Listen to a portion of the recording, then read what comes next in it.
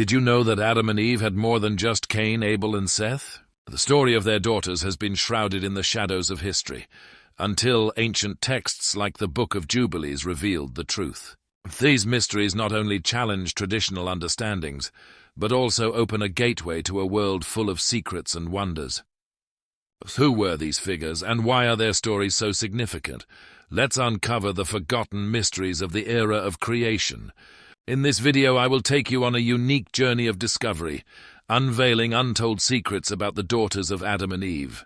From the records in the Book of Jubilees, the Bible, to ancient traditions, I will shed light on their roles, fates, and significance in humanity's origin story. These figures are not merely descendants, they may hold the key to a deeper understanding of the ancient world and the spiritual beliefs of early humanity. If you want to uncover hidden secrets and little-known stories, hit like and share your thoughts in the comments. Don't forget to follow for more mysterious and captivating insights into the creation era you've never heard before. A topic full of mystery yet rarely mentioned in the Bible and theological studies is the story of Adam and Eve's daughters. While most attention is given to famous sons like Cain, Abel, and Seth, the Bible in Genesis 5:4-5 reveals that Adam and Eve had many sons and daughters. Specifically, after the birth of Seth, Adam lived another 800 years and had other children before dying at the age of 930. However, the Bible does not mention the names of these daughters. Interestingly, non-biblical texts like the Book of Jubilees provide valuable additional information about them. This text is part of the New Testament Apocrypha, often referred to as Little Genesis, due to its close connection with the stories in Genesis. This text not only recounts the creation and life of Adam and Eve, but also reveals the names and roles of lesser-known figures, including their daughters. Widely circulated in ancient Jewish culture, the Book of Jubilees is regarded as a highly valuable historical text. The oldest manuscript we have dates back to around 700 BCE, though it is merely a copy of an even older work. Some scholars suggest that the writer Ezra may have compiled this text, but according to its own content, the Book of Jubilees claims that its true author is Moses, who received a vision from an angel on Mount Horeb. The story of Moses on Mount Horeb for 40 days and nights without food or drink, as recorded in the Bible, further strengthens the credibility of this hypothesis. Notably, the Book of Jubilees also mentions a connection with another apocryphal text, the Book of Enoch, which was familiar to early Christians and regarded as an important part of their Bible. The interplay between these texts not only supplements but also enriches the narratives of the Old Testament, offering new perspectives on the roles of forgotten figures in human history.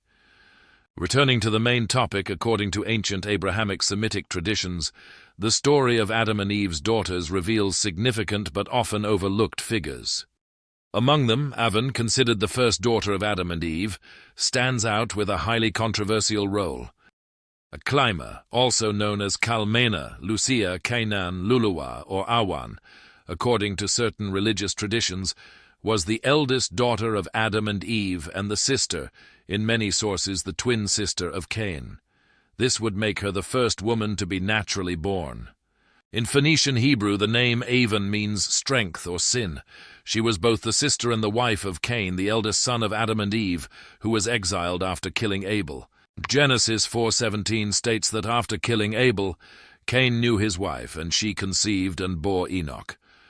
To explain where Cain and Abel found their wives, some traditional sources suggest that each child of Adam and Eve was born with a twin sibling who became their spouse. In the Book of Jubilees, Avan is described as the mother of Enoch, Cain's firstborn son, for whom Cain built a city in his honor.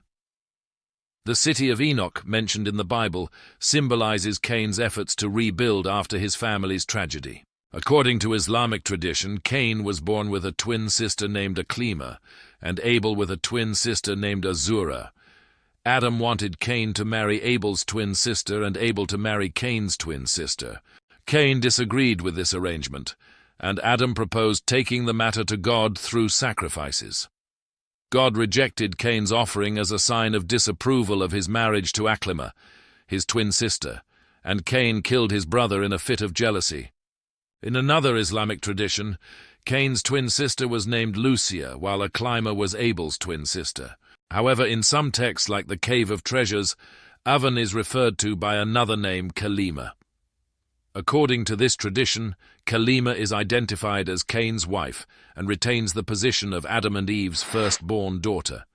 This change in naming reflects the diversity and richness of ancient Semitic traditions. Adam and Eve's second daughter was named Azura, who played an equally significant role in human history.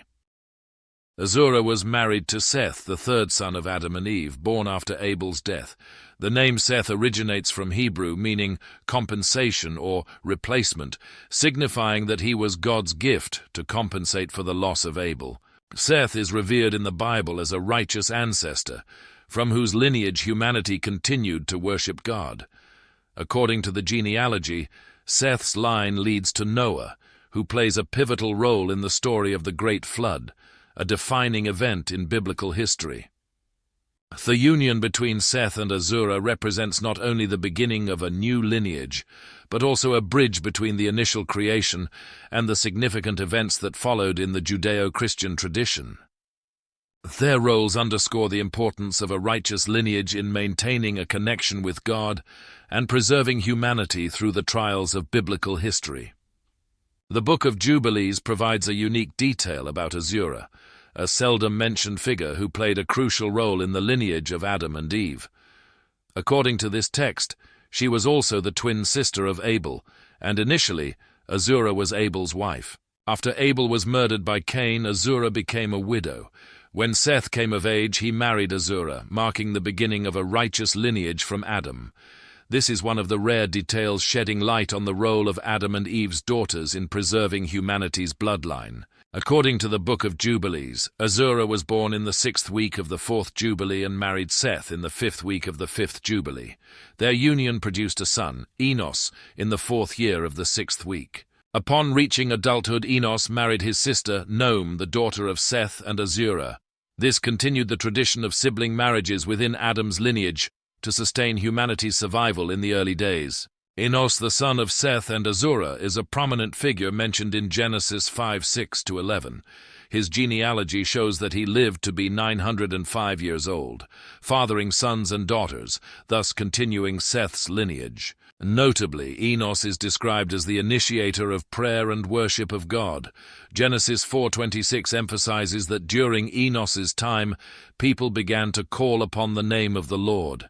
This was a significant turning point, marking the emergence of religious devotion within Seth's lineage. Enos's role extended beyond continuing the genealogy. He also ushered in a spiritual transformation, as the worship of God became central to the lives of Adam's descendants. This highlights the importance of Enos in laying the foundation for a religious tradition, paving the way for major biblical figures such as Noah and his descendants. Information from the Book of Jubilees and the Bible complements each other, creating a more comprehensive picture of humanity's origins. The Bible in Genesis 5 states that Adam lived more than 800 years after Seth's birth, during which he had many sons and daughters. This suggests that Adam and Eve were far more prolific than anyone else in history. Ancient traditions even estimate that they had hundreds of descendants. This not only reflects the extraordinary fertility of Eve, the first woman, but also suggests that the early human context was highly conducive to population growth. In comparison to modern times, the Guinness World Record for the most children born to one woman belongs to Valentina Vassiliev, who lived in the 18th century and had 69 children from 27 pregnancies. However, with Adam and Eve's lifespan extending to 930 years, their fertility far surpassed any modern record. Modern research, such as mitochondrial DNA studies, commonly referred to as mitochondrial Eve, supports the idea that all humanity shares a common female ancestor, aligning with the belief that Adam and Eve were the origins of humankind. An intriguing aspect of ancient texts is the ethnic and racial diversity originating from Adam and Eve. According to traditions, Adam and Eve had mixed origins, and their descendants continued to reflect this diversity across generations. This not only reinforces the idea that all humanity originates from a common source, but also emphasizes that today's cultural and ethnic richness is a legacy from our earliest ancestors. These stories, whether recorded in ancient texts or analyzed through a modern lens, remind us of the common bond humanity shares while illuminating the yet unexplored mysteries of Adam and Eve's sons and daughters. Looking back at humanity's origins in the context of the fall on Earth, we confront an unavoidable reality. Humanity began its history with relationships between siblings, something that is considered incestuous today. However, to fully understand this, we must analyze it through the lenses of the era, genetic science, and theological beliefs. In the modern world, the prohibition of incest is built on practical and ethical grounds, having existed for centuries in most cultures. One of the primary reasons for this prohibition is the risk of genetic disorders. When both parents share the same genetic makeup, especially in cases where they are siblings, the likelihood of harmful mutations in their offspring increases significantly. This not only raises the risk of congenital diseases, but can also lead to more severe health conditions compared to previous generations.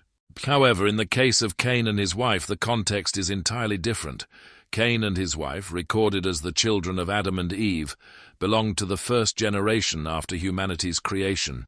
According to theology, Adam and Eve were created by God's perfect hand, free of genetic disorders, and thus their children did not face the genetic risks we encounter in the modern age. Marriage between Cain and his sister was inevitable in a primordial world where there were no outsiders to marry. At that time, such a marital relationship did not pose genetic risks or ethical conflicts as we perceive today. As humanity developed over generations, the increase in descendants led to genetic diversification. During the patriarchal era, as family lines expanded, the number of cousin relationships also grew. This was when the prohibition of incest became necessary, not only to safeguard genetic health but also to establish ethical and social foundations for increasingly complex communities. This perspective is supported by both modern genetic theory and religious rules that have shaped human morality over millennia. Today, the subject of incest remains strongly opposed in most societies. This is not only based on genetic grounds but also relates to cultural perceptions and collective psychology, as incest is seen as a violation of the natural moral order. But to gain a deeper understanding, we must place the story of Cain and his wife in its unique historical context, where humanity's survival depended on maintaining the lineage through sibling relationships in the first generation. Delving deeper into this issue, the Bible not only addresses incest, but also establishes a clear moral framework to prevent such relationships within the community of believers. In Genesis 2:24, the Bible presents the foundational principle of marriage. A man will leave his father and mother and be united to his wife, and they will become one flesh. This implies that a young man must leave his family to seek a spouse from another family, avoiding marital ties within the same lineage.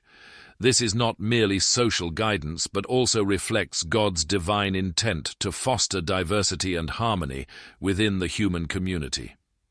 At the same time, the Bible explicitly prohibits incest. In Leviticus 18:9, God commands, "You shall not uncover the nakedness of your sister, the daughter of your father, or the daughter of your mother, whether born at home or elsewhere." This serves as a stern reminder that blood relations in marriage are not only a societal violation, but also an act against the Creator's will. The Bible not only prohibits but also recounts the painful consequences of incest, as illustrated in the story from 2 Samuel 13. Amnon, King David's eldest son, raped his half-sister Tamar. This act not only caused severe harm to Tamar but also led to a series of tragedies.